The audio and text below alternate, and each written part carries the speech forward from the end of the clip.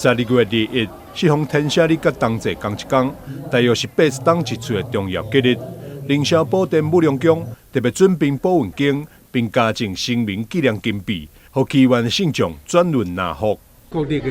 12月21日拄啊天赦日，閣適逢難得這個冬節日，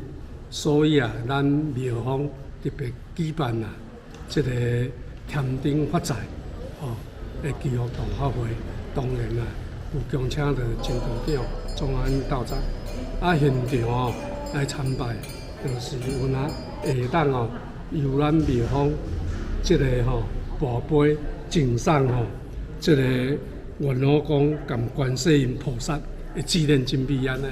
在12月25日，苗栗山濱媽祖經將首次蒞臨台南這個段，西境圓滿後，會來到凌霄寶殿武良宮駐駕，並開放給信眾軟轎腳保平安。苗栗後龍的山邊媽這個中晝1點，就要來咱凌霄寶殿武良宮咱舉辦着這個首次山邊媽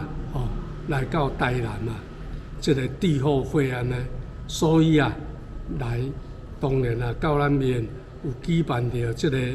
團體軟轎腳，然後恭請着咱山邊媽直接電來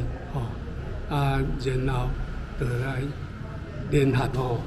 大團拜安呢。12月28日，這是甲中華國際甲東壩佛教總會聯合辦理寒冬送暖火供祈福大法會，關懷東區、永康區、新華區綠色族群大約400多人，發送生活物資以及製作金。12月28日，咱寒冬送暖就是祭祀永康區、東區、新華區加弱勢團體。當然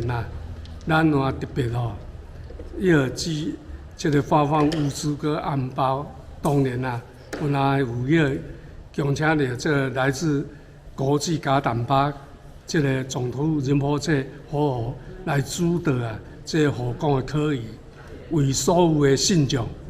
祈福安尼。明年就是馬年，廟方也將在115年1月1日配合政府活動，舉辦馬教神功祈福活動，邀請善心大德甲信眾共同參與。參加敲鐘的民眾，攏會當得到玉皇上帝、玄武上帝、馬教神功大吉大利祈福紅包。武良宮誠懇邀請各界信眾踴躍參與。台南新聞張秀維採訪報道。